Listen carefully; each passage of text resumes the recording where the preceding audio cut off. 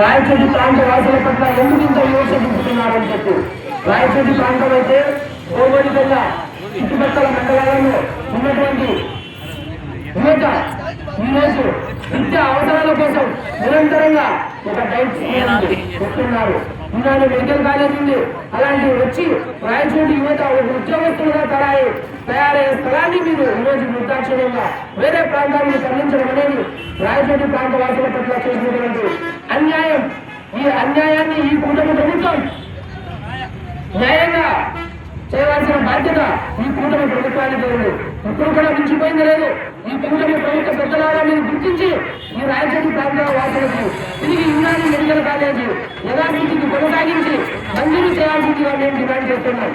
ఇది రాయచోటి ప్రాంత వాసుల హక్కు. ఇది ఈ రాయచోటి ప్రాంత ప్రజల పిల్లల భవిష్యత్తును మీరు మీ సొంత స్వలాభం కోసం వేరే ప్రాంతాలను తరలించేశారు. ప్రజల సొమ్ము ప్రభుత్వం పెద్దల బాధ్యత కాదా? ఇక్కడ ఉన్నటువంటి ఫ్రీ ల్యాండ్ని వదిలి 70 కోట్ల రూపాయల ప్రజాధనాన్ని వెచ్చించి వేరొక ప్రాంతంలో ఆ ప్రజల సొమ్మును మీరు వెచ్చించాల్సిన అవసరం ఎందుకు వచ్చిందని చెప్పి ఈ రోజు మేము ఈ ప్రభుత్వాన్ని ప్రశ్నిస్తున్నాం. అదేవిధంగా రాయచోటిలో నైట్ కాలేజీలో ఉన్నటువంటి ఉర్దూ కాలేజీ ఉంది. ఇంతవరకు ఆ ఉర్దూ కాలేజీకి కనీసం లెక్చరర్లను అపాయింట్ చేసిన పాపాన్ని కూడా ఈ ప్రభుత్వం కోలేదు. ఎందుకు ఈ ప్రాంతం ప్రజల పట్ల ఇంత విమర్శ చూపుతున్నారని చెప్పి మేము ఈ ప్రభుత్వాన్ని ప్రశ్నిస్తున్నాం. కూటమి ప్రభుత్వం బీజేపీకి అంటగడితే అది మీ పాలన బాధ్యత కావచ్చు, కానీ ప్రజల సొమ్ముతో ప్రజలకు వంచడం అనేది ఆ ప్రాంత ప్రజల పట్ల మీరు చేసేటువంటి అన్యాయం అని చెప్పి ఈ రోజు మేము ప్రశ్నిస్తున్నాం. కూటమి ప్రభుత్వ ప్రజలారా, మీరు ఒక ప్రాంత ప్రజలకి ఒక వివక్ష, ఒక ప్రాంత ప్రజలకి ఒక న్యాయం చేయడం అనేది ఇది చాలా దుర్మార్గమైన చర్య. రాయచోటి ప్రాంత ప్రజలకి మీరు యునాని మెడికల్ కాలేజ్ తిరిగి యథాస్థితిలో కొనసాగించి రాయచోటి ప్రాంత ప్రజలకు అభివృద్ధికై మరియు రాయచోటి ప్రాంత ప్రజల పిల్లల భవిష్యత్తుకై మీరు ఆలోచిస్తారని చెప్పి మేము విజ్ఞప్తి చేస్తున్నాం. మీరు అలా చేయని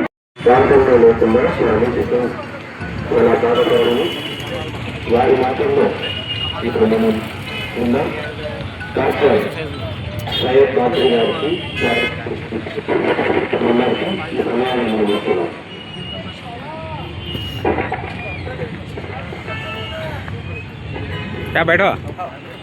వేదికను అలంకరించినటువంటి పెద్దలు, పూజలు, అన్ని పార్టీలకు సంబంధించిన వ్యక్తులకు మరియు దేవుడులకు, నాతోటి డాక్టర్లకు నమస్కారం. మేము ఈరోజు ఇక్కడ జరుగుతున్నటువంటి నిరాహారం మరియు జిల్లా ప్రయోజన సాధికార కమిటీకి ఇచ్చేయడం మీద మా ఆయుష్ డాక్టర్లకు ఏదైతే అన్యాయం జరుగుతూ ఉందో దాని గురించి వివరణ జరుగుతాం వచ్చాము.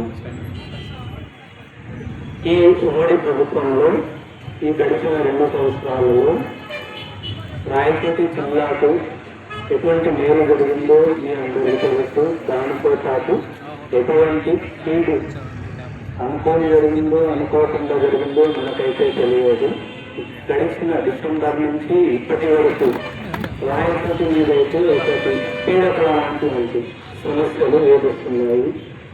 జిల్లాగా ఎంతో ఫ్యూచర్లో ఎక్కడికో అభివృద్ధి కనుకోవాలనేటువంటి మనం ఉనికిని చాటుకుంటామనుకున్నటువంటి సమయంలో మన నుంచి జిల్లా దూరమైనది.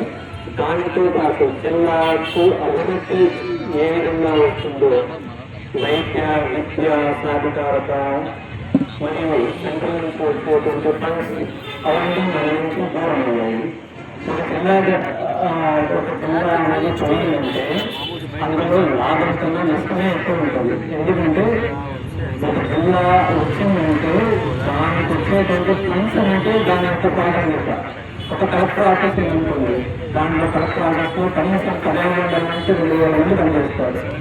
2,000 మందికి ఎంతమంది జీతాలు వస్తాయి, ఎంతమంది ఫ్యామిలీస్ ఆధారపడుతుంటారు, ఎంతమందికి మనకు మార్కెట్లో ఒక వస్తువు కొనాలంటే 2,000 మంది బయటకు వస్తే నెలలో 2 సార్లు అన్నా కూడా ఎంతవరకు రాబడి వస్తుంది.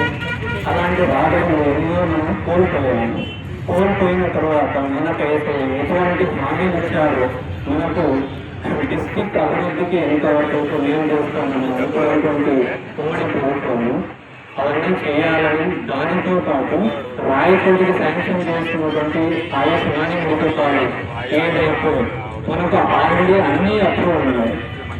ల్యాండ్ అనేది అప్రూవ్ అయింది. ఇప్పుడు డిస్ట్రిక్ట్ నుంచి ఆయుష్ కమిషనర్ వరకు హ్యాండ్ చేశారు.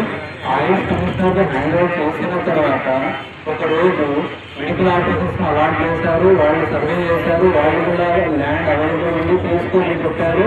Sudden on next day college వచ్చింది. బడ్జెట్ ఏదైతే రావాలో ఆ బడ్జెట్ వచ్చిందో ప్రభుత్వంగా శాంక్షన్ చేస్తారు. ఎందుకంటే అందరూ నమ్ముతారు. అంటే ఇక్కడ మనకు అవైలబుల్ ఫ్రీ ల్యాండ్ ఉంది కూడా ఆడ 70 కోట్లు వస్తుంది ల్యాండ్ పర్చేస్ చేయడం కూడా. ఇది చేయడం ఒకటి ఆశ్చర్యమైనటువంటి సమస్య. నేను మీ వేదిక ద్వారా కోరుకుంటున్నది ఒకటి, మనకు రాయచోటి అభివృద్ధికి చేస్తానటువంటి అన్ని చేసి రాయచోటి జిల్లాగా కొనసాగించాలని, అందులో భాగంగానే రాయచోటికి ఏదైతే ఆయుష్ మెడికల్ కాలేజ్ ఇస్తామని చెప్పి వాగ్దానం చేశారు గతంలో, దానితో పాటు మనకు రావాల్సినటువంటి మెడికల్ కాలేజ్ ఏదైతే ఉందో అది కూడా ఇవ్వాలని కోరుకుంటూ ఈ అవకాశం ఇచ్చినందుకు ప్రతి ఒక్కరికి ధన్యవాదాలు తెలియజేస్తున్నాను.